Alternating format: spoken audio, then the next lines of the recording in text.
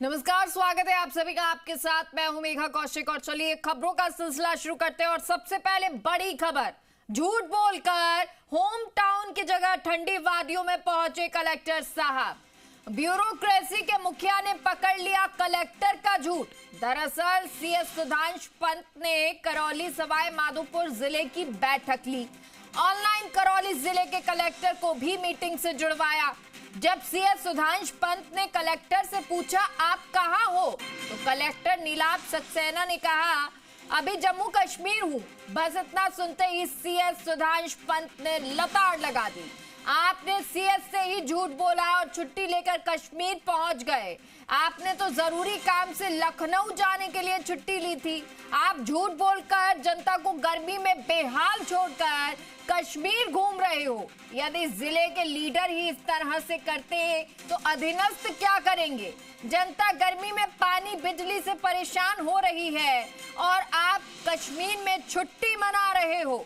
सुधांशु पंत ने कहा इन दिनों गर्मी के कारण बिजली पानी की दिक्कत हो रही है और इस तरह से कलेक्टर साहब को डांट पड़ी, लताड़ लगी है सीएस के द्वारा। और ब्यूरोक्रेसी के मुखिया ने कलेक्टर का झूठ पकड़ लिया। सहयोगी दीपक हमारे साथ इस खबर पर जुड़ गए हैं। दीपक, कब का ये मसला है और क्या कुछ ये मसला रहा, बताएं। देखिए वैसे तो 4-5 दिन हॉलीडे हैं, लेकिन चीफ सेक्रेटरी दौसा, करौली और सवाई माधोपुर, पहले उन्होंने कल दौसा में बैठक ली, उसके बाद सवाई माधोपुर में गए। सवाई माधोपुर में जॉइंटली ये बैठक ली थी, जिसमें करौली जिले के जो डीएलओ थे, जिला स्तरीय अधिकारी, वो इस बैठक में मौजूद थे। लेकिन वहाँ कलेक्टर नहीं थे, तो उन्हें कह सकते हैं कि ऑनलाइन है, विवेक से जुड़वाया गया। और जब कलेक्टर से चीफ सेक्रेटरी सुधांशु पंत ने पूछा कि आप कहाँ हैं, तो उनकी जो जुबान से निकला, उन्होंने कहा कि मैं कश्मीर हूँ। तो कश्मीर का नाम सुनते ही एक बार तो चीफ सेक्रेटरी भी चौंक गए कि जब इन्होंने छुट्टी ली थी तो ये अप्लाई किया था कि उन्हें लखनऊ, उनके जो होम टाउन है, वहाँ उन्हें जरूरी काम से जाना है। और जब जो आने वाले जो 2.5 महीने हैं वो पानी और बिजली के लिहाज से बहुत क्राइसिस यानी चुनौतीपूर्ण है, और कह सकते हैं, और इसी के कारण गर्मी को देखते हुए बिजली, पानी और सेवाओं को लेकर चीफ सेक्रेटरी ने समीक्षा की थी। इतना, और जब उन्होंने पूछा कि आप चीफ सेक्रेटरी से झूठ बोल रहे हैं, आप चीफ सेक्रेटरी से झूठ बोलकर कश्मीर के में अपनी छुट्टी बना रहे हो, जनता यहाँ पानी बिजली से बेहाल है, त्रस्त है, और आप छुट्टी बनाने के लिए कश्मीर पहुंच गए हो। आप कलेक्टर, आप चीफ सेक्रेटरी अपने मुखिया से झूठ बोल रहे हो, तो आपके सबऑर्डिनेट जो अधीनस्थ हैं वो आपको फिर वो क्या करते होंगे? देखिए, हालांकि कलेक्टर ने रियलाइज किया, लेकिन चीफ सेक्रेटरी ने एक नहीं सुनी। करीब 10 मिनट तक चीफ सेक्रेटरी ने कलेक्टर को जमकर लताड़ लगाई। उन्होंने कहा कि आपने झूठ बोलकर छुट्टी ली होम टाउन जाने के लिए, लेकिन आप पहुंच गए कश्मीर। यानी कि आप गर्मी में, एक तरफ आपकी करौली जिले की जनता, क्योंकि आप लीडर हो, आप ब्यूरो वहाँ के यानी कि आप लीड करते हो उस पूरे जिले को, आप सबसे बड़े अधिकारी हो, और सबसे बड़ा अधिकारी गर्मी के अंदर होम टाउन जाने की बजाय, जरूरी काम होने की बजाय, आप ठंडी वादियों के, यानी कि ठंडा शहर है कश्मीर, तो आप कश्मीर के अंदर छुट्टी बना रहे हो। ये सख्त लहजे से उन्होंने कहा, और उन्होंने सख्त सभी अधिकारियों की गर्मी के को देखते हुए छुट्टियां हैं वो यहाँ निरस्त की हैं।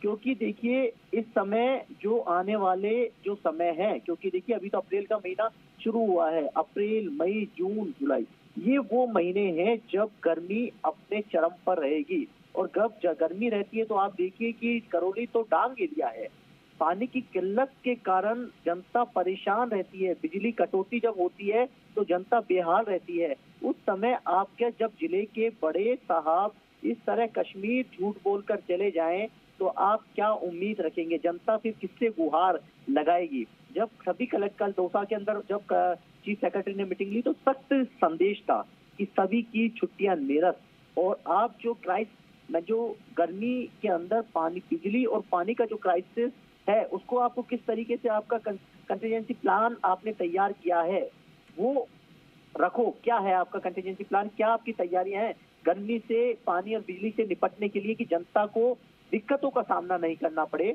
गर्मी के अंदर? क्योंकि गर्मी से सांसें फूल जाती हैं, देखिए, प्रशासन की, क्योंकि जब गर्मी पड़ती है तो पानी की किल्लत और बिजली की कटौती सबसे ज्यादा होती है। बिजली ज्यादा उपयोग में होने लग जाती है और पानी की सबसे ज्यादा यहाँ से क्राइसिस होने लग जाता है। तो इस लिहाज से चीफ सेक्रेटरी ने हर जिले के अंदर जाकर वहाँ की समीक्षा कर रहे हैं कि वहाँ के हालात क्या हैं, और धरातल पर जब आप धरातल पर जाते हैं तो चीजों को ज्यादा समझने का मौका मिलता है कि आपने क्या तैयारी कर रखी है अगले 2.5 महीने के लिए, कि आपके जिले के अंदर ये कंटिजेंसी प्लान है कि यदि पानी की किल्लत रहती तो आप ये मैनेजमेंट कर सकते हैं, टैंकरों के माध्यम से आप पानी की सप्लाई है वो कर सकते हैं। और यही कारण है कि कल जब चीफ सेक्रेटरी ने मीटिंग ली तो उन्होंने साफ तौर पर कहा कि बिजली पानी की सप्लाई दुरुस्त की जाए गर्मी के अंदर। उन्होंने यही कह सकते हैं कि संदेश था, और उन्होंने हालांकि अलग अलग एजेंडों पर भी उन्होंने चर्चा की, लेकिन सबसे ज्यादा फोकस बिजली और पानी को लेकर था। लेकिन आप देखिए कि कह सकते हैं कि जब इतने बड़े एक जिले के हाकिम यानी कि जिले के बड़े अफसर इस तरह के झूठ बोलकर अपने ब्यूरोक्रेसी के मुखिया को, अपने बॉस को इस तरह से झूठ बोलकर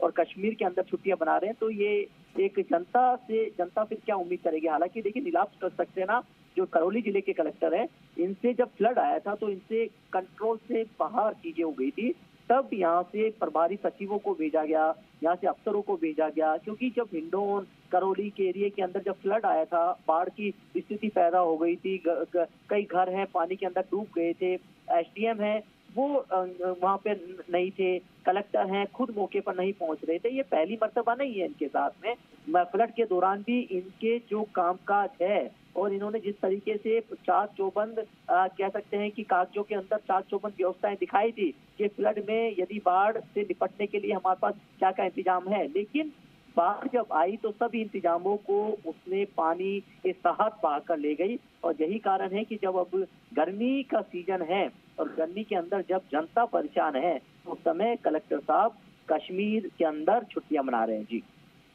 अच्छा दीपक, करौली की स्थिति क्या है इस वक्त पानी को लेकर, बिजली को लेकर, खास तौर पर पानी को लेकर, क्योंकि ये इस वक्त पानी की किल्लत नजर आती है और आने वाले 1-2 महीने कुछ इसी तरह से नजर आता है, तो वहां की क्या स्थिति चल रही है?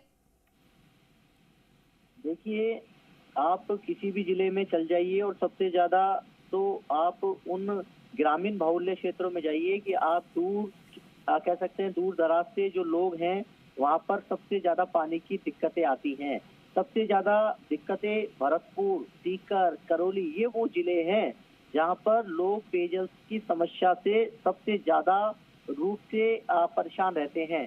और उसी जिलों के अंदर ये कह सकते हैं कि लोगों अब इस क्राइसिस से निपटने के लिए उसी तरह की उन जिलों के जो चाहे पीएचडी के अधिकारी हों, चाहे वो बिजली महकमे के अधिकारी हों, या फिर जिले के कलेक्टर जो कि मॉनिटरिंग का जिम्मा उनके पास रहता है।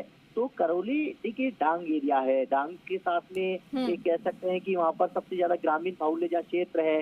यदि आप उस एरिया के अंदर जाएंगे तो पानी वैसे तो पांचना बांध है, पानी का सबसे बड़ा स्रोत है, लेकिन देखिए जब आप ग्रामीण एरिया के अंदर जाएंगे तो वहाँ पर आपको पानी की किल्लत है।